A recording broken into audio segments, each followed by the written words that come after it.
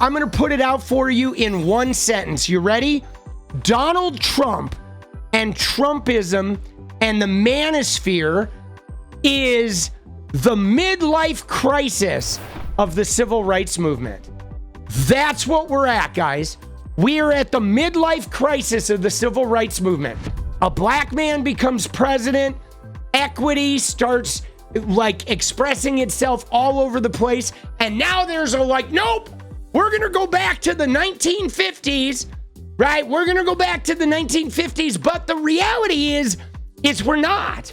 They're gonna do a bunch of token shit like a midlife crisis guy does. The midlife crisis dad isn't gonna ever be 20 again, but he's gonna buy the convertible, he's gonna get the young girlfriend, he's gonna like whatever, but it doesn't last because he can't actually go back. And that's what I believe Trumpism is, this like, I feel like it's this temporary rebellion, this midlife crisis moment in a much larger sea change of evolutionary growth, like fueled by rapid technological advancement. Look at this phrase here. There's a lot you can call Donald Trump. No one has ever called him feminine. This is really intriguing because look at how misogynist just this paragraph is. I mean, just that opening line. There's a lot you can call Donald Trump. No one has ever called him feminine, which means feminine bad. Okay? In MAGA, Charlie Kirk, whatever. I mean, you know, they're hand jiving with Andrew Tate and all the other racists, Russell Brand. So feminine bad, right? If you get called feminine, it's like feminine's weakness to them. It's bad. It's not tough. It's not powerful, not good leadership, right? If you hold men accountable for their behavior, you're a screeching hall monitor that is attacking men. He's a giant FU to the feminist establishment. They wanted fuck you to feminism, is what they say. So yeah, the misogyny in this statement is super loaded. And again, these are the two cores of MAGA. Number one is racism. It's about, you know, not replacing the white people.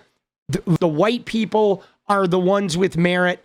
Right below the racism is the misogyny, which is the men on top. And then, of course, Christianity is the third pillar. White male Christian. The cultural paradigm right now is a rebellion of the men of the West. It's happening in every major country where young men are finding podcasts like ours. They're finding other information conduits that believe in nature, believe in God's design, believe that men should have to stand up for the vulnerable, create a family, provide for the family, have to protect the weak, to fight the battles of society, to go on an adventure. This is very appealing to young men when they hear it. Dude, I'm sorry. We're going to go back and unpack this. I'm sorry to laugh in the middle, but like, my God, dude, they have such a warped sense of what they actually think they're about. But here we go. There's a lot that you can call Donald Trump. No one has ever called him feminine.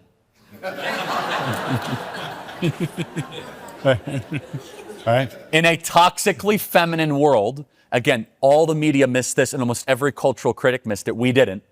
In a toxically feminine world, you have the absolute inverse of that, which is like ultra masculine. Never apologize, red tie, big plane, super rich, supermodel wife, right?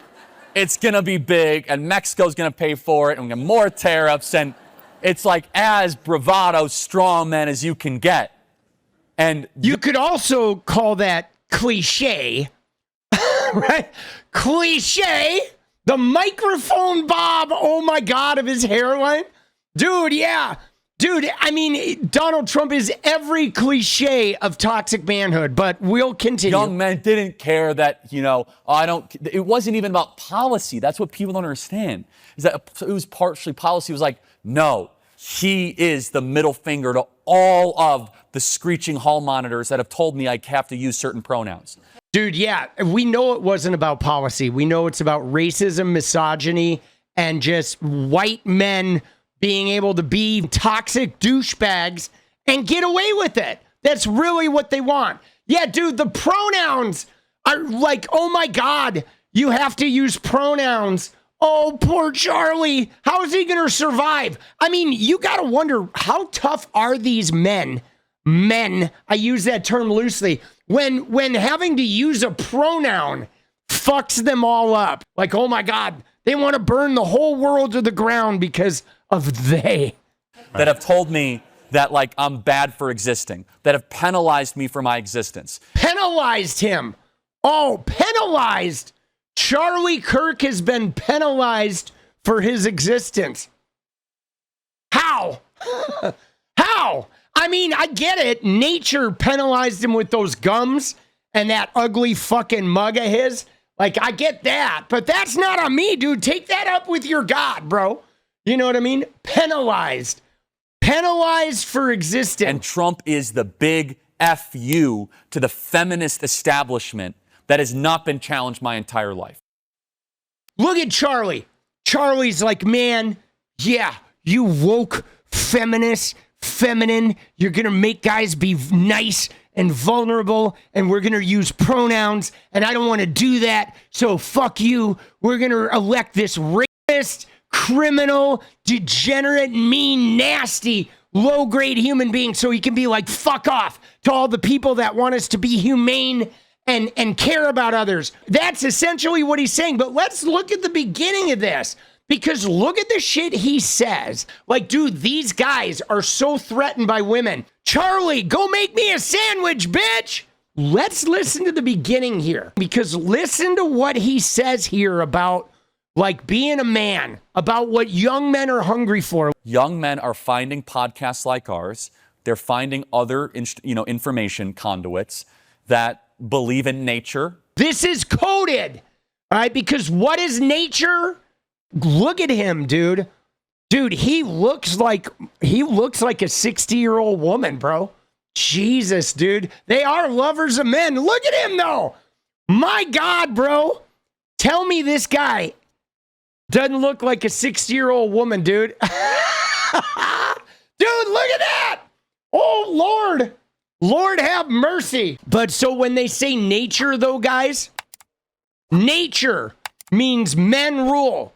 It's about no non-binary, no trans existence. You're not, no gay. It's straight men. Okay? He follows it up after he says nature. He goes right into the Bible, into God. But it's their idea of nature is that their way is the natural way, the way it's supposed to be on earth, and everybody else is like below them, not them, right? Their nature. When in fact, guys, if you look at nature, if we really look at nature, what is it? There's 1,000 exceptions.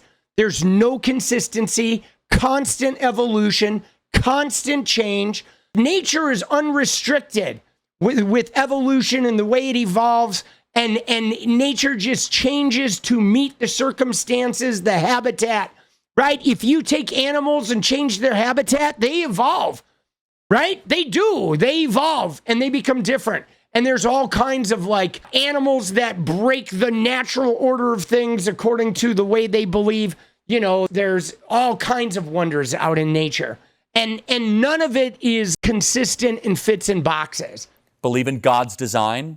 Believe that men should have to stand up for the vulnerable. Believe that men should stand up for the vulnerable. Huh. Where does MAGA do that, bro? Right? What vulnerable do MAGA stand up for? Stand up for the vulnerable? Dude, I'm really curious. Anybody got any ideas? What does he even mean there? Right? I've never seen MAGA stand up for the vulnerable. I mean, I see them look at the vulnerable and insist, you're not vulnerable. Like, quit being so lazy. I mean, that's baffling. Create a family, provide for the family, have to to protect the weak, to fight the battles of society. All right, to provide for the family, have to protect the weak and fight the battles of society. Dude, I mean, they basically criminalize weakness, right? I mean, his whole speech is about weak is bad.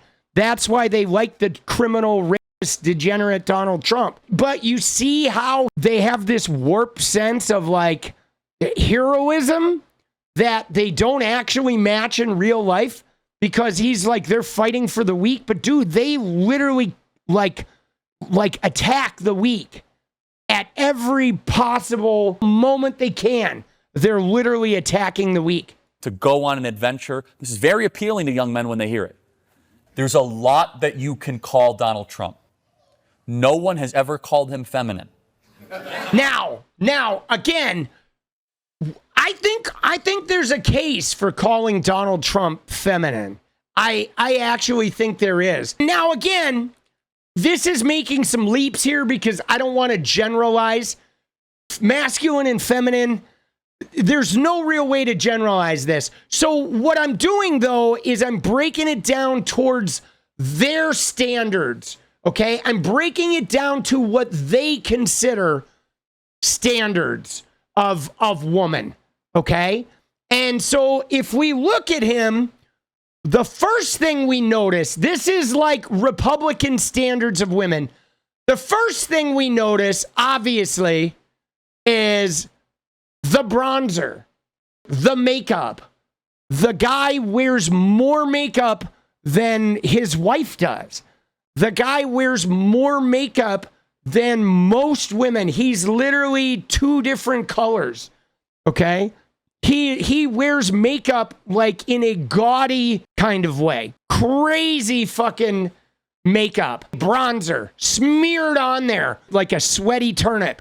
All right, number two is his hair, okay? He styles his hair in a like 1950s woman sort of way where it's frozen solid, curved just the right way, like the women used to do in the 50s when they would sit under a hairdryer and shit.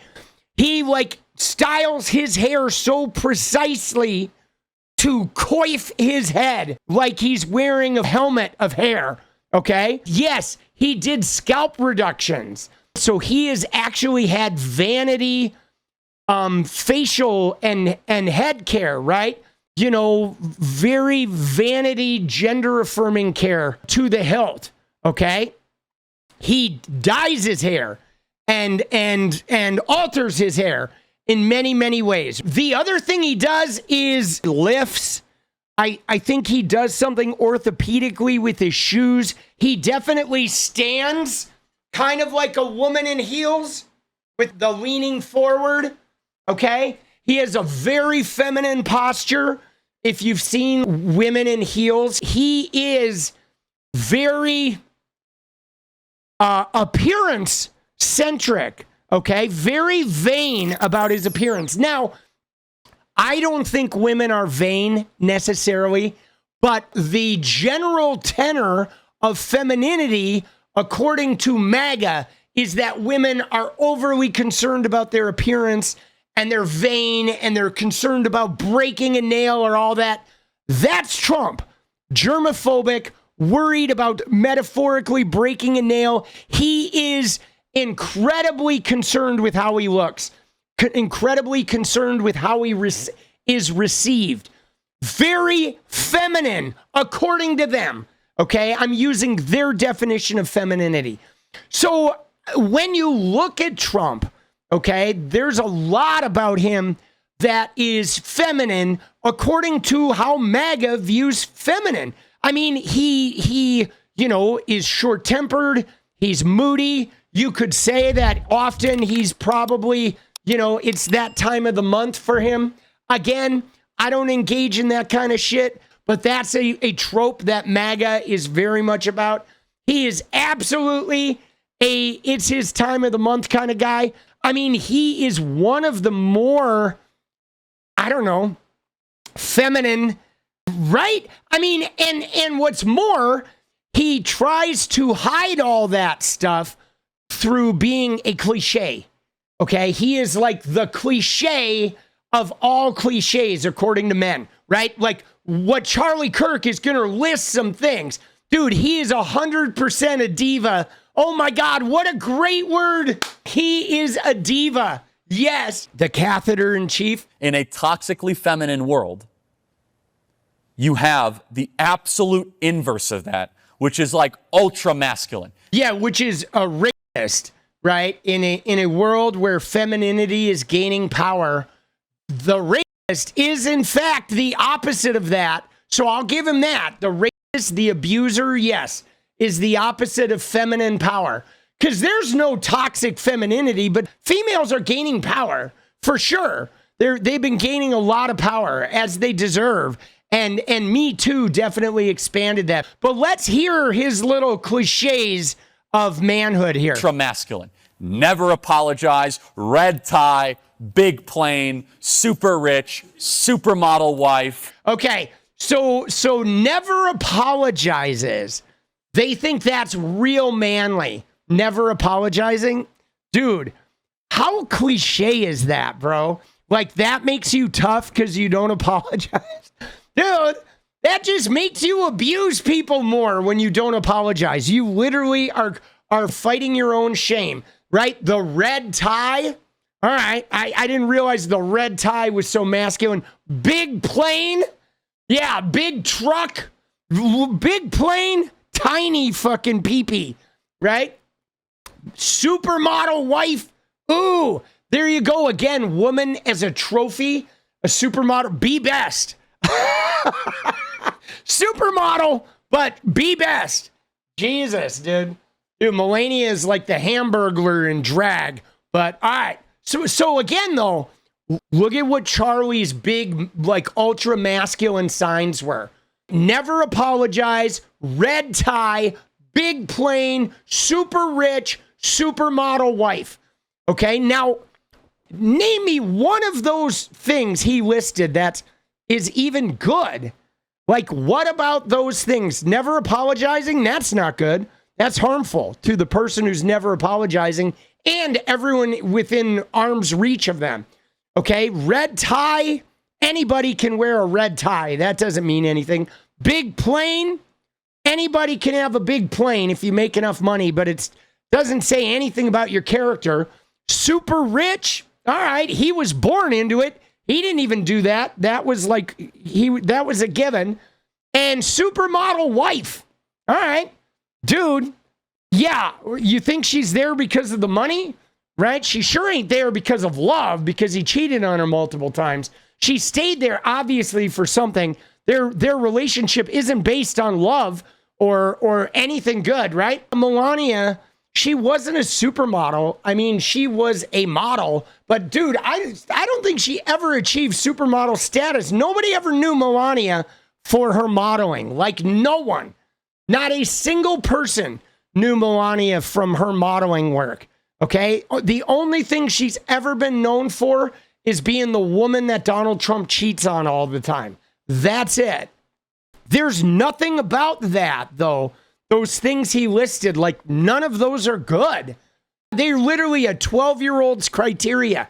Yeah, it is like, I think 12 might be high bar, right? An 8-year-old boy might think those things are like, you know, oh, yeah. Oh, right? Manly. Get as cliched and stereotypical and unoriginal as you can get.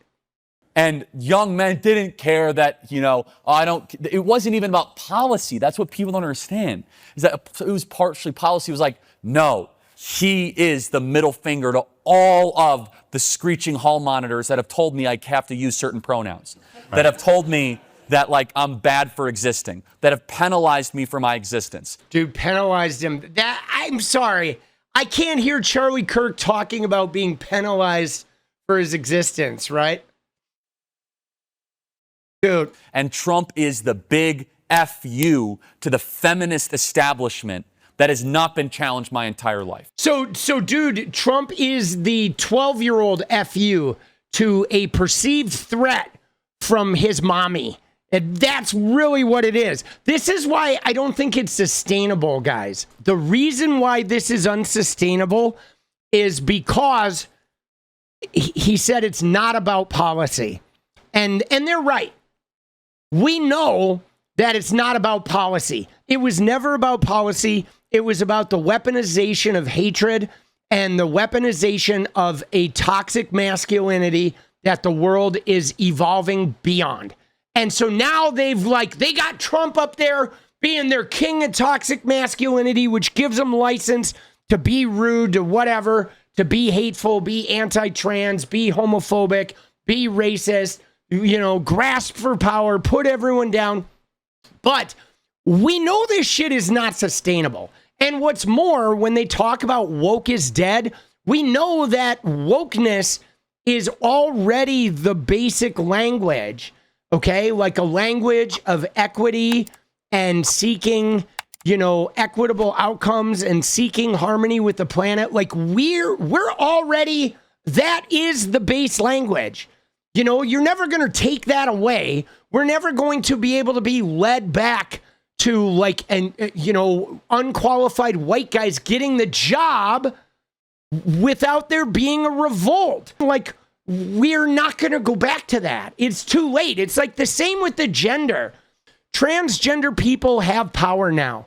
They're in state houses. They're in Congress. They're in executive positions. They own businesses. They're in worldwide government. Transgender people are not going back in the bottle. That genie will never go back in the bottle. No matter how much they scrimp and scratch and overcompensate and try to pass laws, the fight is already won, okay? Same with being LGBTQ. You can't stamp that shit out now. It's done. The gender binary's already been fractured. Now, we don't know what it's going to look like in 20 years, but we're not going to go back to the 1950s, right? We're just never going to go back to the 1950s. So their reactionary battle here, it doesn't have a long-term outcome for them. Right? Like, for example, you know what it is? I feel like, here, I'm going to put it out for you in one sentence. You ready? Donald Trump and Trumpism and the manosphere is the midlife crisis of the civil rights movement. That's what we're at, guys. We are at the midlife crisis of the civil rights movement. A black man becomes president. Equity starts expressing itself all over the place. And now there's nope, we're going to go back to the 1950s, right? We're going to go back to the 1950s. But the reality is we're not. We're not. They're going to do a bunch of token shit like a midlife crisis guy does. The midlife crisis dad isn't going to ever be 20 again. But he's going to buy the convertible. He's going to get the young girlfriend. He's going to whatever. But it doesn't last because he can't actually go back. And that's what I believe Trumpism is this I feel like it's this temporary rebellion, this midlife crisis moment in a much larger sea change of evolutionary growth, fueled by rapid technological advancement and fueled by a whole bunch of men healing their generational trauma and healing that legacy of toxic masculinity that we were put into. What is up, guys? Thank you so much for watching. You like the video, you want to support independent resistance media, you know what to do. Drop that sub, hit the like button, and please share it. And we do love our members, so if you want to become a member, it's another really great way to support. Thanks again for everything, guys. I'll see you next time. Let's go.